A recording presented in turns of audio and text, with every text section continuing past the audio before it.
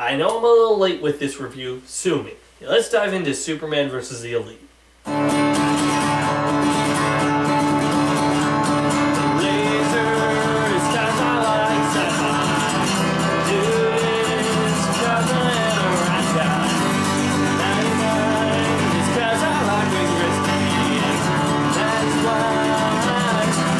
Lazy 99.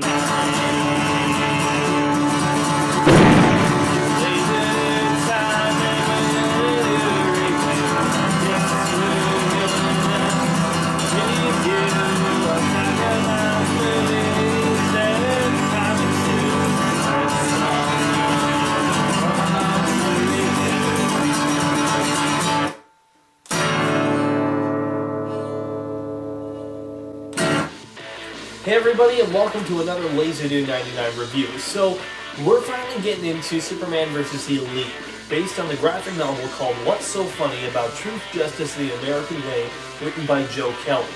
Now, the story is about Superman and this team of superheroes called the Elite, and how they challenge his ideals and his way of thinking. You see, with all superheroes, there's always been the thing is, we don't kill, we don't destroy, we don't murder our victims. At least for all the DC heroes, that seems to be the case. But especially with Superman and Batman, but Superman is what we're focusing on here. You see, if we had a Superman movie where Superman punched his fist through a guy's head, that would be outrage. It would immediately be declared the worst superhero movie ever made because of what he did. Well, I don't know. He did kind of throw Zod off the cliff in Superman 2, but the point is that Superman doesn't kill, and that has always been a staple of his character, that he doesn't kill people. And in this movie, we actually receive a challenge to that ideal. See, Superman's just going about his regular deal. Supervillain comes up, beats him down, and then takes him back to prison. But in comes the Elite, who are basically saying, look, if you come across us and you're doing evil, we're going to take you out. For good. No ifs, ands, or buts. You're dead. And the thing that kind of makes this tough for Superman is that all the world kind of almost seems to be on their side. I mean, like, the public seems to be on their side. They're like, yes, finally, someone's getting rid of these evil menaces for good. And Superman's way of doing things is kind of seen as, old-fashioned and out of date. So we got Superman, who is played by George Newbern, who played him in Justice League and Justice League Unlimited, when he replaced Tim Daly from the Superman animated TV show. And you know what? He fits right back into the boots and cape, right back into the saddle. He automatically feels like Superman, and automatically just resonates with the audience, and you feel like he's Superman. He's already done it. We trust him. We're good with him. His interactions with the head of the Elite, Manchester Black, are well done. He tries to give him every benefit of the doubt, and he tries to really reason with him and try to appeal to his side, and it tries to appeal to the whole world that way of doing things is wrong.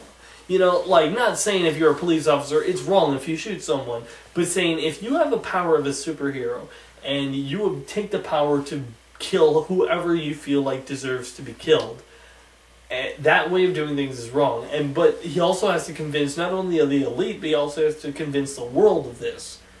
One thing that I really like in this movie about the voice acting is Superman's relationship with his wife, Lois Lane, because I just am so happy to see a superhero marriage handled well.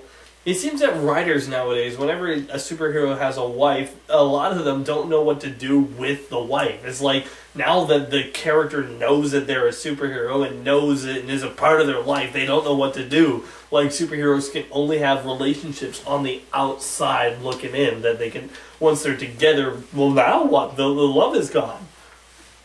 I am just so glad that this movie was able to make Lois a relevant character in the movie and make her, really, she's part of Clark's, life, and she does a good job with that. They tease each other like a couple. They flirt with each other like a couple. They really come across as a good married couple. Maybe this time they'll learn that crime doesn't pay. Wow, okay. That's, wow. It never occurred to me that the S stood for silly. It wasn't that bad. When have you ever said crime doesn't pay? and she's well voiced and he's well voiced, and both of them seem to just work off of each other, and it makes it for a happy experience for anyone who wanted to see Superman and Lois Lane married and that still make Lois a relevant character. And I will say that for the first time probably in any Superman product, Lois is never kidnapped or captured once. Thank you. Thank you. And the villain, Manchester Black, is also really good because the thing that I liked in this movie for doing is that they don't just say Manchester Black is the bad guy, he's killing people, blah-de-da-de-da. At least not right away. It shows that he's a different viewpoint, and he has a different viewpoint on handling the world. Evening, morning, and afternoon to one and all, wherever you happen to be. Please forgive this brief but important message regarding the safety of the civilized world. How are they doing this? Can you do this? This is a call out to the Shadow Cabinets, petty dictators and all-round tossers of the world. You're on notice. We're not bound by lines on a map, or political alliances, or governing bodies of any kind. We are our own bosses, and we have a very simple job. There are the good guys, namely us, and the bad guys, namely anyone who treats anyone else like trash to further their petty aims. We turn bad guys into memories. So mind your manners, lads and lasses, or we'll blow your house down. We're the elite. You asked for us, world. Now you got us. At least they picked a name. Clark?